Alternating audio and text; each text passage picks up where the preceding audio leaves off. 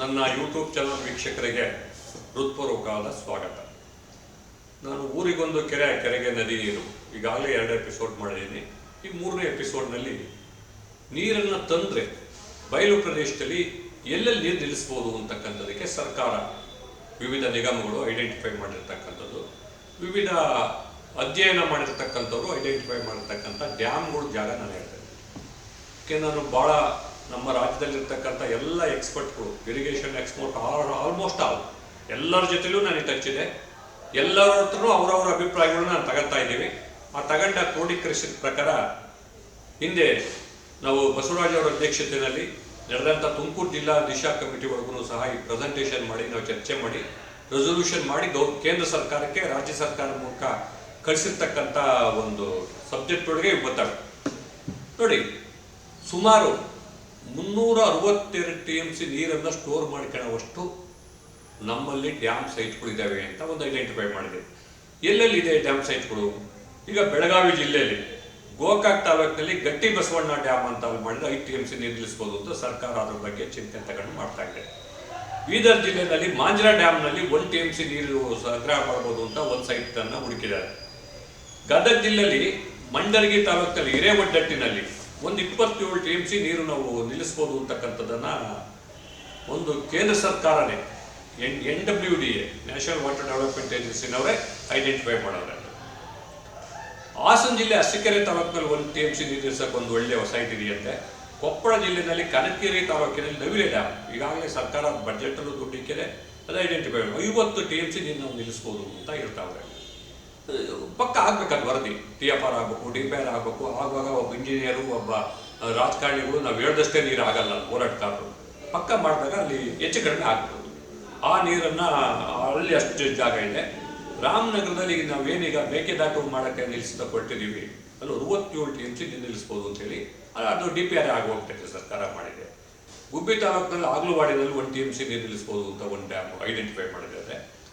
ಆಮೇಲೆ ಗುಬ್ಬಿ ತಾಲೂಕಲ್ಲಿ ಗೂಬೇಳ್ಳ ಅಂತ ಇದೆ, ನಮ್ಮೂರ ಪಕ್ಕ ಬೊಮ್ಮಸನಹಳ್ಳಿಗೆ ಹೋಗ್ತಾ ಅಲ್ಲಿ ಪಕ್ಕದಲ್ಲಿ ಸುಮಾರು ಅಲ್ಲಿ 45 TMC ನೀರು ನಿಲ್ಲಿಸ್ಬೋದು ಅಂತ ಒಂದು ಏಜೆನ್ಸಿ ಸರ್ಕಾರನೇ ಐಡೆಂಟಿಫೈ ಮಾಡಿಟ್ಕೊಂಡವ್ರೆ.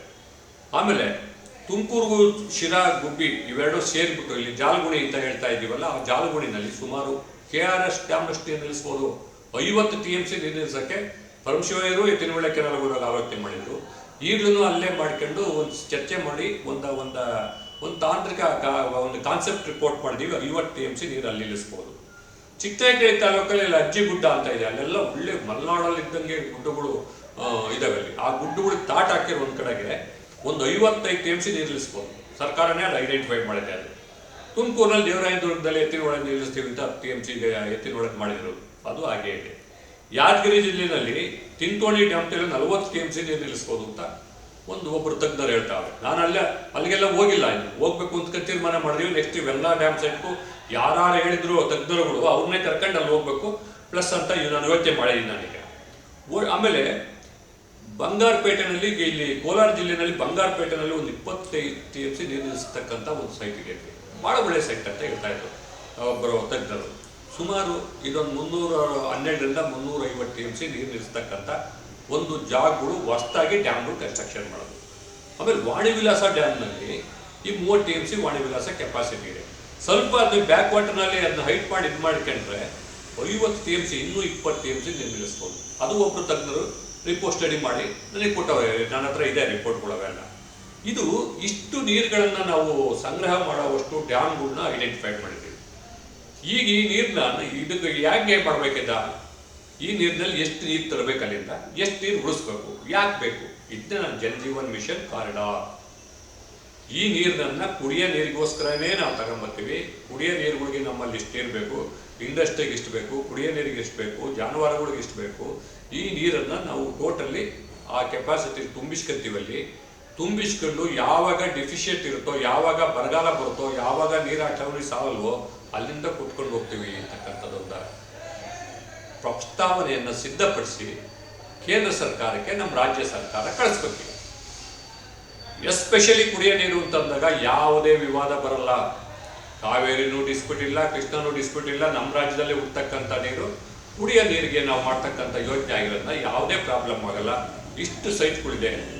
ಅಂತಕ್ಕಂಥದ್ದನ್ನು ಈಗ ಐಡೆಂಟಿಫೈ ಮಾಡಿದ್ದೀವಿ. ನೆಕ್ಸ್ಟ್ ಮುಂದಿನ ಎಪಿಸೋಡ್ನಲ್ಲಿ ಇನ್ನು ಯಾವ ರೀತಿ ಸ್ಟೆಪ್ ತಗೋಬೇಕು, ಏನು ಪ್ರೋಸೆಸ್ ಇದೆ ಗೌರ್ಮೆಂಟಲ್ಲಿ ಅಂತ ಹೇಳ್ತೀನಿ. ಈಗ ನಾನು ಈ ಎಪಿಸೋಡ್ ಮುಗಿಸ್ತಾ ಇದ್ದೀನಿ. ನನ್ನ ಯೂಟ್ಯೂಬ್ ಚಾನಲ್ ವೀಕ್ಷಕರಿಗೆ ಧನ್ಯವಾದಗಳು. ಚಾನಲ್ನ ಸಬ್ಸ್ಕ್ರೈಬ್ ಮಾಡಿ, ಬೆಲ್ ಬಟನ್ ಒತ್ತಿ, ಶೇರ್ ಮಾಡಿ, ನನಗೆ ಪ್ರೋತ್ಸಾಹ ನೀಡಿ ಅಂತ ಹೇಳ್ತಾ ಮತ್ತೊಮ್ಮೆ ತಮಗೆಲ್ಲರಿಗೂ ಧನ್ಯವಾದಗಳನ್ನು ಅರ್ಪಿಸಿ ನನ್ನ ಮಾತನ್ನು ಮುಗಿಸ್ತಾ ಇದ್ದೀನಿ. ಜೈ ಹಿಂದ್, ಜೈ ಶಕ್ತಿ.